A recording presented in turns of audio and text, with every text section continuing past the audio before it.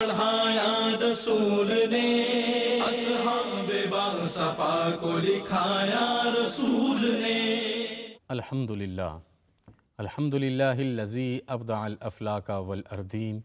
والصلاة والسلام علی من کان نبیا وآدم بین الماء والتین وعلی آلہ واصحابہ اجمعین، اما بعد فاعوذ باللہ من الشیطان الرجیم، بسم اللہ الرحمن الرحیم۔ ابتدا ہے رب لم یزل کے بابرکت اور عظیم نام سے، جس نے لوح محفوظ سے قلب سلیم تک قرآن حکیم کے نزول کو بذریعہ روح الامین یقینی بنایا۔ اربہا درود و سلام کا نذرانہ سلطان حسینان عالم کی ذات والا اعتبار پہ، جنہیں انما بعثت معلما کا تاج ان کے پروردگار نے ہمیشگی میں عطا فرمایا۔ انتہائی ذی وقار ناظرین، سامعین اور سامعات، آپ سب کی خدمت میں خلاصہ قرآن کی بابرکت مجلس لیے حاضر ہوں اور عرض کرتا ہوں السلام علیکم ورحمۃ اللہ وبرکاتہ۔ قرآن حکیم معانی، معارف اور مطالب کا سمندر ہے۔ اس میں غوطہ زن ہونے والا مشتاق ہمیشہ اوج کمال کو پایا کرتا ہے۔ بعض اوقات جناب عبداللہ بن مسعود کی طرح اللہ ایسا ادراک عطا فرما دیتا ہے کہ انسان اپنی زندگی کا ہر مسئلہ قرآن حکیم سے ڈھونڈتا ہے، اور یقیناً ہمیں آج کے زمانے میں رجوع الی القرآن کرنے کی ضرورت ہے۔ اس کی وجہ یہ ہے کہ ہمارا بکلیٹ بنا کے احکام الحاکمین نے ہمیں قرآن حکیم عطا فرمایا ہے۔ آج کی میری مجلس میں ایک ایسے پارہ کی تلاوت اور ایک ایسے پارہ کا خلاصہ عرض کرنے کا شرف حاصل کروں گا کہ جس کے جتنے بھی مضامین ہیں، جس کو پڑھتے جائیں گے ہماری آنکھوں کے کنارے اللہ کی رحمت اور اللہ کریم کے جباریت کے صفت عالیہ کے سامنے بھیگتے چلے جائیں گے۔ آج نویں پارے کی تلاوت ہے۔ سب سے پہلے حضرت شعیب علیہ السلام کا تذکرہ 8ویں کے آخر میں شروع ہو جاتا ہے۔ نویں پارے میں آپ کی قوم العیاذ باللہ آپ کے بارے میں یہ جملہ بولنے کی جسارت کرتی ہے کہ اے شعیب علیہ السلام، اگر آپ نے تبلیغ کو بند نہ کیا تو ہم آپ کو اپنے وطن سے نکال دیں گے، آپ کو جلا وطن کر دیں گے، آپ کو ایگزائل میں ڈال دیں گے۔ پھر جناب شعیب علیہ السلام اپنی قوم کے لیے اللہ کے حضور کھڑے ہو جاتے ہیں، ان کی اعزار احسانیوں پر دعا کرتے ہیں اور اللہ کے عذاب کی دعوت دیتے ہیں۔ پھر جیسے قوم سمود پر عذاب آتا ہے، اسی طریقے سے ان کے اوپر بھی عذاب نازل ہو جاتا ہے۔ یہ ہمارا فخر ہے، یہ ہمارا افتخار ہے، یہ ہمارا اعزاز اور اعجاز ہے کہ ہمارے پیارے پیغمبر صلی اللہ علیہ وآلہ وصحبہ وسلم نے ہمیشہ ہمارے اوپر آنے والے عذاب کو ٹالا ہے۔ ہم جیسے ہی آگے بڑھیں گے تو ہمیں پتہ چلے گا کہ یہ بات بتانے کا مقصد بھی سرکار دو عالم صلی اللہ علیہ وآلہ وصحبہ وسلم کو یہ جو کفار ہیں، قریش کے لوگ ہیں، ان کی روش سے آگاہ کرنا ہے کہ ان لوگوں سے کسی بھی خیر کی امید اور توقع نہ رکھیے، نہ ان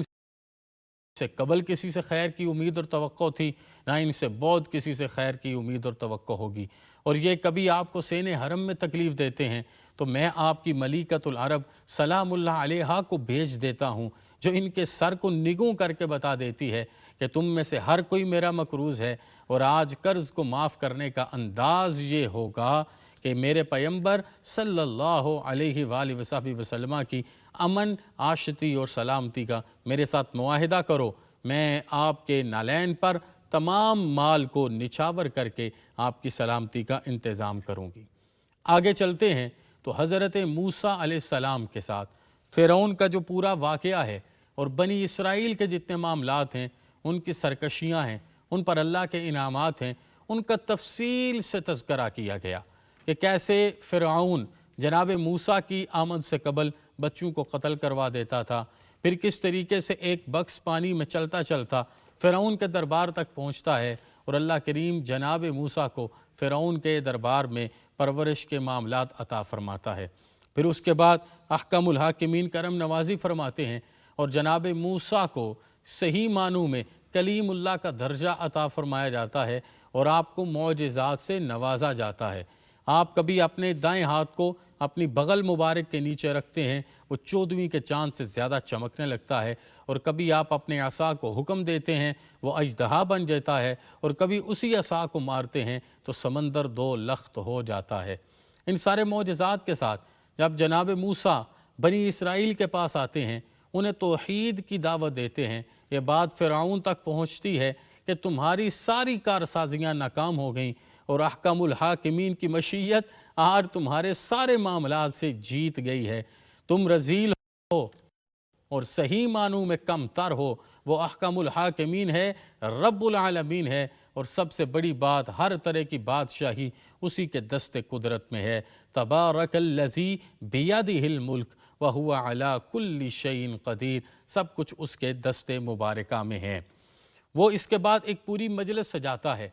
اور حضرت موسیٰ کے معجزوں کو جادو قرار دیتا ہے، اور العیاذ باللہ جادو سے اسے توڑنا چاہتا ہے، اپنی سلطنت سے بڑے بڑے جادوگر بلاتا ہے، اور ان جادوگروں کو حکم ہوتا ہے کہ یہ جتنا بڑا اس نے اسٹیڈیم سجا رکھا ہے، میدان لگا رکھا ہے، اس میں جناب موسیٰ کو پیغام دینا ہے۔ وہ سارے جادوگر اپنی چھڑیاں پھینکتے ہیں، وہ چھوٹے چھوٹے سانپ بن جاتے ہیں۔ جناب موسیٰ جب اپنے عصا مبارک کو پھینکتے ہیں تو وہ صحیح معنوں میں بڑا اژدہا بن کے ان سب کو کھا جاتا ہے۔ وہ جب یہ کرم نوازی دیکھتے ہیں، وہ جادوگر تو تھے، ساتھ علوم کو بھی جانتے تھے، انہیں پتہ چل جاتا ہے کہ یہ کوئی اللہ کی کرم کے بغیر ممکن ہی نہیں ہے یہ والی ادا، تو وہ کلمہ جناب موسیٰ کا پڑھتے ہیں۔ فرعون کو بڑا جلال آتا ہے، وہ ان کو طرح طرح کی تکلیف دیتا ہے، ہر طرح کی مشقت سے گزارتا ہے، لیکن وہ خوش بخت ثابت قدم رہتے ہیں اور دین موسیٰ پر اپنی زندگی گزارتے ہیں۔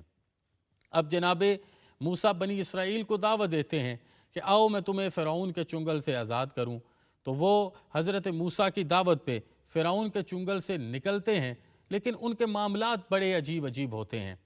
کبھی وہ سامری کو ایک بچھڑے کی عبادت کرتے ہوئے دیکھتے ہیں تو ان کی طرف سے یہ خواہش پیدا ہو جاتی ہے ہمارا بھی کوئی ایسا معبود ہونا چاہیے۔ کبھی وہ کسی معاملے میں حکم خداوند توڑ دیتے ہیں، کبھی کسی معاملے میں شرع موسیٰ کا ان کی طرف سے تلفیت کا عمل ہو جاتا ہے۔ جب احکم الحاکمین ان کی بار بار کی سرکشیوں کو دیکھتے ہیں تو انہیں عبرت دینے کے لیے کبھی ٹڈی دل کو بھیجا جاتا ہے، اور یہ صحیح معنوں میں پیغام ہوتا ہے کہ میرا مالک کون کون سا معاملہ کر سکتا ہے۔ اور کبھی خون کا عذاب آتا ہے، کبھی فرشتوں کی روش کا ذکر کیا جاتا ہے، اور ان تمام معاملات کے ساتھ انہیں سمجھانے کی کوشش کی جاتی ہے، لیکن ان کی کیفیت یہ ہے کہ جب ان پر عذاب آتا ہے جناب موسیٰ کے ترلے کرتے ہیں، آپ کی خدمت میں حاضر ہو جاتے ہیں، آپ کی التجائیں کرتے ہیں، اور جب ان سے عذاب ٹل جاتا ہے تو دوبارہ اپنی روش پر چلے جاتے ہیں۔ اس طریقے سے بنی اسرائیل نے اپنے تمام معاملات کو گزارا،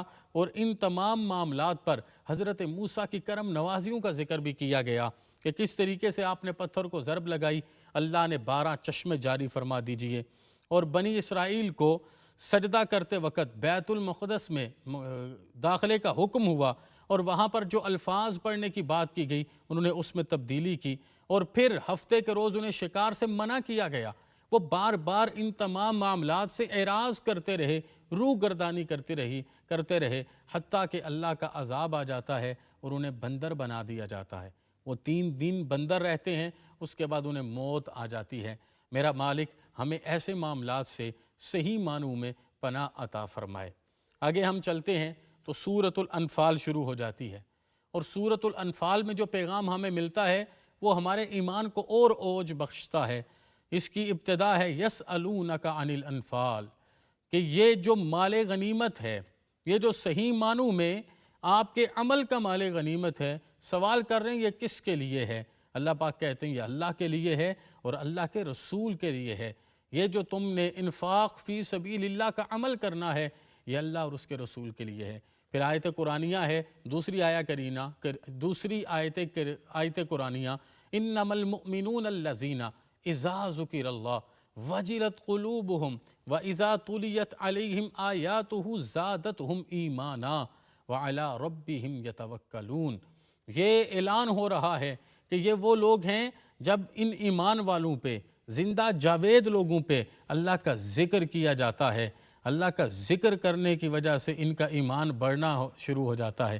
ان کا دل کانپنا شروع ہو جاتا ہے، ان کے ایمان میں اللہ کی رحمتیں رعنائیاں انگڑائی لینے لگتی ہیں، اور یہ رب کریم پر توکل کرتے ہیں۔ الذین یقیمون الصلاۃ ومما رزقناہم ینفقون، یہ نماز پڑھتے ہیں تو نماز پڑھنے کا حق ادا کرتے ہیں، اور جب بھی کھاتے ہیں حلال طیب طاہر رزق سے کھایا بھی کرتے ہیں، اللہ کا شکر ادا کیا کرتے ہیں۔ آگے غزوہ بدر کی رحمتوں کا تذکرہ ہے، ایک ایسے احکم الحاکمین نے فرشتوں کو نازل کیا، کس طریقے سے میرے مالک نے چشمے جارے کیے، کس طریقے سے وہاں پر موجود مسلمانوں پر رب نے نصرت کا اعلان کیا، اور کفار کے مقابلے کے لیے فرشتوں کو بھیجا گیا، اور یہ طاقت عزت اور حرمت کے ساتھ ہر چیز اپنے مقام اور اوج تک پہنچتی ہے۔ اگر آپ اس سورہ مبارکہ کا تذکرہ کریں گے تو دار الندوہ میں ہجرت سے قبل مجلس مشاورت لگائی تھی، اس کا پیغام بھی ہمیں ملتا ہے۔ المختصر، کہ اگر ہم 9ویں پارے کو پڑھتے ہیں،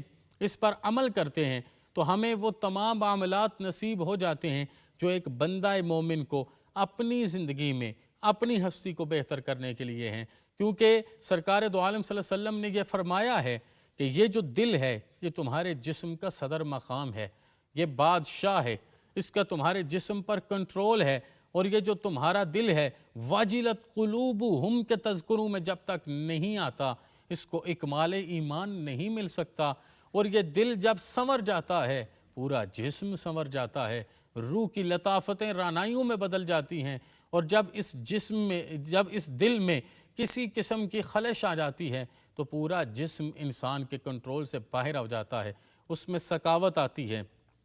اس میں شہوت آتی ہے، اس میں شیطانی وسائس آتے ہیں، اور ان تمام چیزوں کی وجہ سے انسان اپنے مقصود حق سے ہٹ جاتا ہے۔ اب ہم اگر ان دونوں صورتوں کے پیغام کو آپس میں ملائیں تو پچھلی امت کے خصائص سے لے کے بدر کی عزتوں تک بتایا جاتا ہے کہ مومنوں کو تعداد کے ساتھ عزت نہیں ملی، جب بھی ان کو عزت ملتی ہے اللہ رسول کی رضا کے ساتھ عزت ملتی ہے۔ تو ہمیں پیغام کو سمجھنا ہے اور مختصر کرنا ہے کہ جس کا بھی نام آج تک زندہ ہے اس کو اللہ اور اس کے رسول کی رضا کے ساتھ عزت ملی ہے۔ احکم الحاکمین ہمیں صحیح معنوں میں اپنی رضا کا بندہ بن کے عمل کرنے کی توفیق عطا فرمائے، اور کروڑوں رحمتوں سے ہمارے ایمان کو جلا بخشے۔